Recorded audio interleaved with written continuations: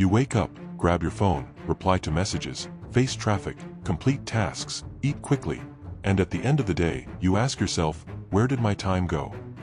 Maybe you're not really living. Maybe you're just reacting. Most of us are walking on a treadmill, constantly reacting to stimuli, opinions, and fears. But there's a breaking point, a silent moment where everything changes, when you stop reacting and start truly choosing. This video is an invitation to step out of autopilot and take back the helm of your life. Here, through Stoicism, you'll learn to identify what is truly yours and what never was, to quiet the noise, master your mind, and reconnect with your purpose. Every part of this content is a window into your inner freedom, the kind that only comes when you stop living according to other people's impulses.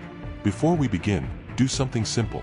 Write in the comments, today, I choose to live with courage and wisdom. Don't just think it, declare it. Truly living begins with a decision, and that decision is now.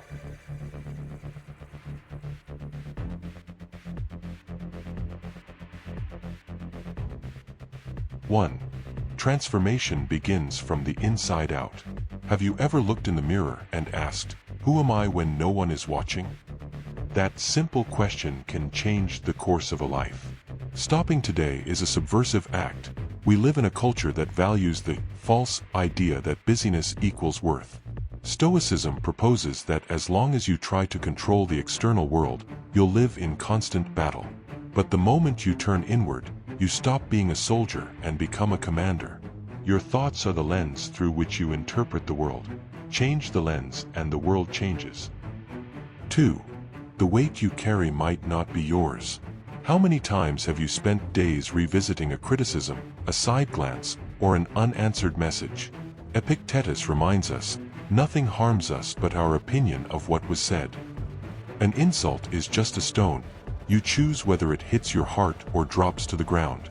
When you understand that your peace is your responsibility, no one can take it away. Reacting in anger is a choice, not a reflex. 3. The enemy is in your mind. An undisciplined mind is the worst tyrant. Fear disguises itself as caution and convinces you it's protection, but it paralyzes. Becoming aware of automatic thoughts is like turning on the light of consciousness. They no longer control you. Mastering your mind isn't about silencing it, it's about knowing when to listen and when to act despite it. 4. The life you want can't be built alone. Waiting for perfect motivation is a classic mistake. Epicteto teaches us, adapt yourself to the world. Discipline is loyalty to what you say you want, even without immediate excitement. The strength of showing up daily, the habit of being present for yourself, is what builds the strong inner self that can withstand storms. 5. What you lack might actually be what you have in excess. Too many commitments, desires, and distractions weigh more than scarcity.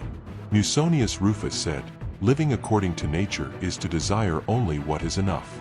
Ask yourself, do I really need all of this? Letting go of excess reveals the essential and brings clarity. 6. You're not lost, just asleep. Being lost implies not knowing the path. Being asleep means you've forgotten to look. Heraclitus taught, the beginning of salvation is to know your own errors. Waking up is recognizing where you strayed and starting to listen again. Small steps of presence break inertia. 7. Saying yes to the world sometimes means saying no to yourself. Arian wrote, nothing is more miserable than always being available to others. Limitless availability is emotional servitude. Saying no isn't rudeness, it's inner loyalty. A tree that bears fruit also has firm boundaries, and that's how it grows strong. 8. Peace lives in those who have nothing to prove. Musonius Rufus reminded us, the free person lives with little because they have nothing to prove to anyone. Dependency on external approval creates a never-ending race. When you realize you're already enough, peace arises as a natural result. 9. When you reconcile with yourself, the world stops being the enemy. Cleanthes described, life leads those who accept what is, and drags those who resist. Resisting yourself causes friction with everything else. Reconciliation with your essence ends the inner war and allows you to flow with who you can be instead of fighting who you are. 10. What keeps you busy doesn't always build you. Being busy doesn't mean you're fulfilled. Zeno of Citium taught, happiness is living with virtue, aligning thought, action, and purpose. Asking, why am I doing this, brings depth, while activity alone can become a prison. 11. Where there is silence, there is return. Epicteto of Rhodes said, tranquility arises when nothing is more important than being in harmony with yourself. Silence isn't an escape, it's a return to clarity. In both inner and outer noise, stopping and listening to yourself is the key to rediscovering virtue. 12. Calm is also a choice, even in chaos. Diogenes of Babylon affirmed, no situation is so severe that the soul cannot maintain balance. Calm isn't passivity, it's restrained strength, an internal decision to breathe before reacting and maintain order within the storm. 13. Not all pain deserves a place to live. Antipater of Tarsus said, don't judge anything good or bad just by appearance, but by how it serves virtue. Many pains are projections of unmet expectations. Ask, is this pain truly mine, or am I giving it a home? Some pains should be acknowledged and let go. 14.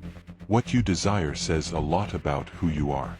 Crates of Soli taught that a soul divided among many desires finds no rest. To desire with awareness is to choose less in order to live more. Ask, does this desire come from my essence or from comparison? 15. The higher perspective is what sets you free. Posidonius once said, climbing a mountain doesn't deny the sea, it helps you understand it from another view.